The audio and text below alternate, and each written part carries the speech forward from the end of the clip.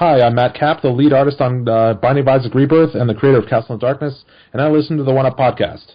Up next on the One Up Gaming podcast is 10 minutes of nothing. Will it be the team talking about nothing or a guest interview? Stick around and find out now. It's 10 minutes of nothing. Yeah, 10 minutes of nothing. Hi, welcome to the One Up Gaming podcast. This is going to be the 10 minutes of nothing, and this week we're going to go through the Nintendo showcase, the partner showcase that was just done a few days ago. So we're going to go through some of the games. So if people don't know what this is, it is just me talking rubbish for 10 minutes about a certain subject.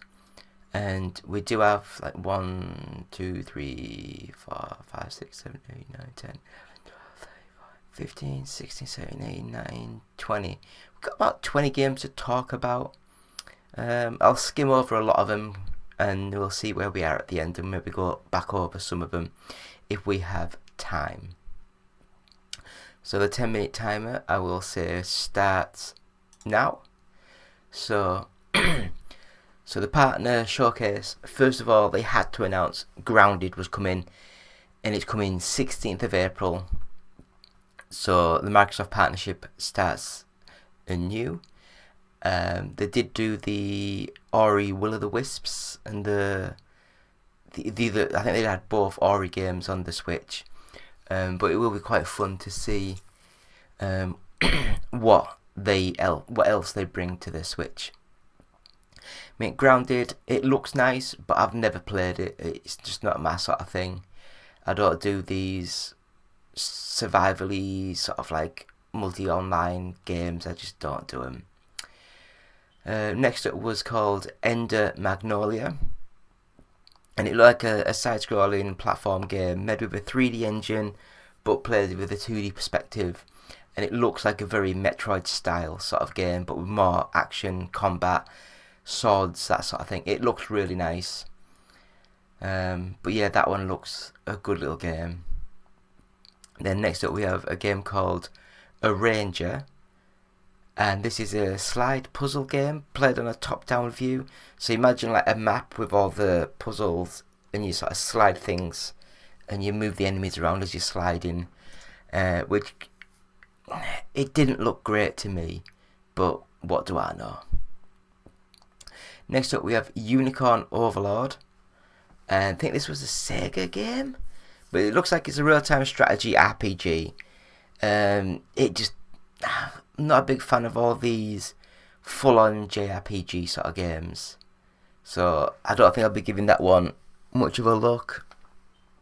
Next up, we have Monster Hunter Stories, and this one was first released on the Nintendo 3DS, so they've remade it, give it better graphics, HD. They've added like a menu modey thing where you go into it and listen to the musics, look at some of the other bits and bobs, so you can see some more of the history about the Monster Hunter games. They've also going to introduce some of the other characters and monsters that were in other series, so that could be alright, but again, it's another game I've never got into. Next up, Disney Epic Mickey Rebrushed. Now, I just don't understand why they haven't done the Epic Mickey collection where you're doing like 1 and 2. It's just a bit weird how it's just the one game. But I guess they just want to clean it up a little bit and release it on the Switch, get some easy money. It's an alright 3D platform game. You know, like add paint, delete paint sort of thing. Good mechanics. I think the first one was quite good. And then we have the Shin Megami Tensei 5, I think it is. Vengeance. I don't know if it was like 5 or if it was just V Vengeance. But everyone knows what one of these games are. Very complex JRPG. I won't be looking at this game in the slightest. Then next up we have Star Wars Battlefront Classic Collection. And this one you have the 2 games and you can have up to 64 players on it. I really think that because was it pandemic? Was it Pandemic? One of them basically had the third game fully made, ready. I think that this should have included the third game as well. Just quickly go over it, clean it up. Then you have like the Star Wars Battlefront Trilogy Collection, and people will buy it because it was like the third game never officially came out, and it was almost done. So they could have put a bit more effort into it and got that out. That could have been good. But as it is, again, it's another game, a multiplayer focused game I never got into. Never really played that much. But yeah, it looked alright for the Switch. Next up we have South Park Snow Day.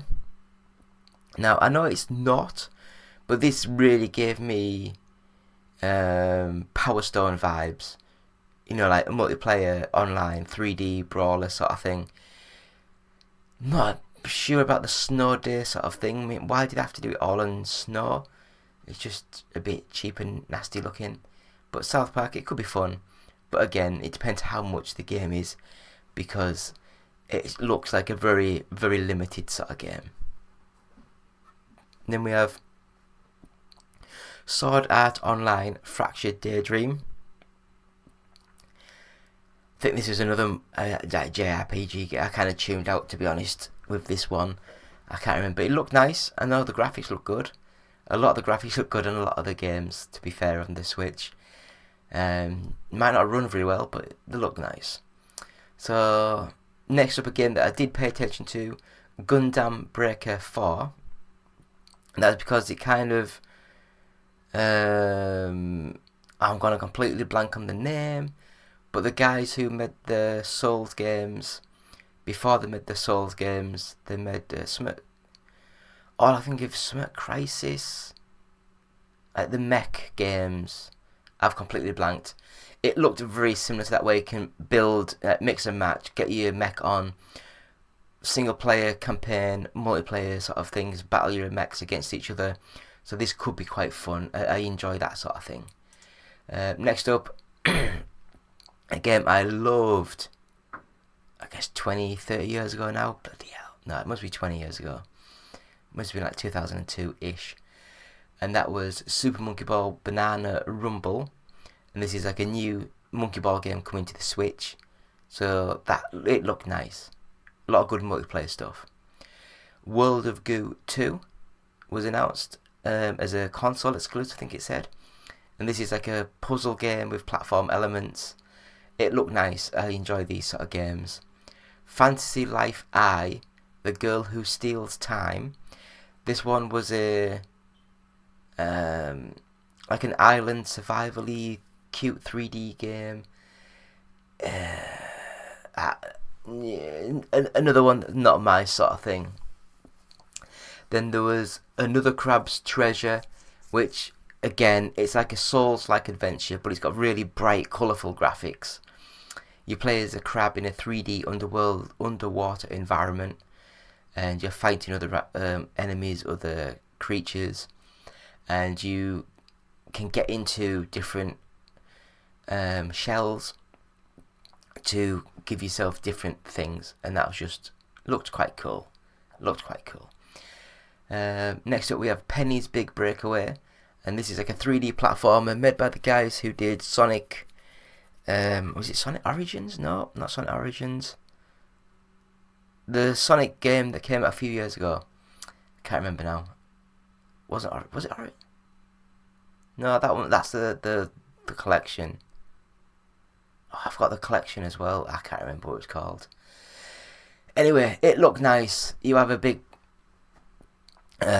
yo-yo that you can do swing on and stuff. It looked quite nice, and I believe that's out like now for the Switch. I don't know if it's out through the consoles, but it looked nice. There is paid DLC for a fruit puzzle game, and I just didn't write it down. It just looked crap.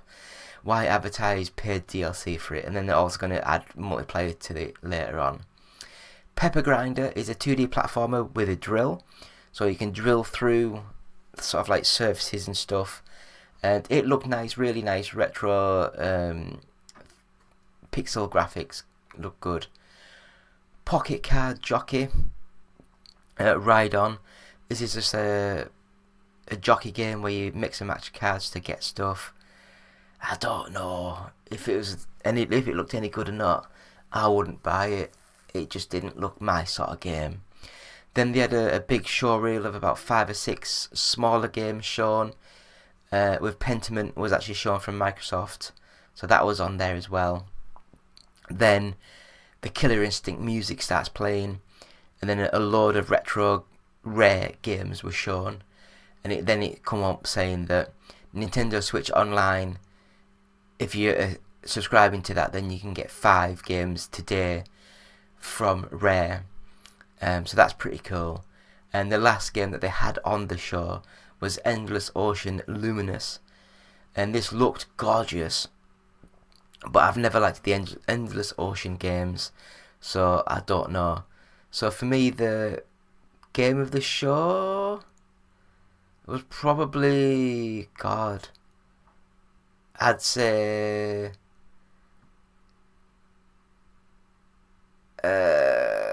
Super Monkey Ball Banana Rumble, and that is 10 minutes. So 10 minutes of that. What did you guys think of the show? Let us know in comments, let us know in texts. Subscribe to us, like us, share us, bell us, all that good stuff. You can go to our website and you can buy t-shirts like this from our website, like Sega Rally sort of thing.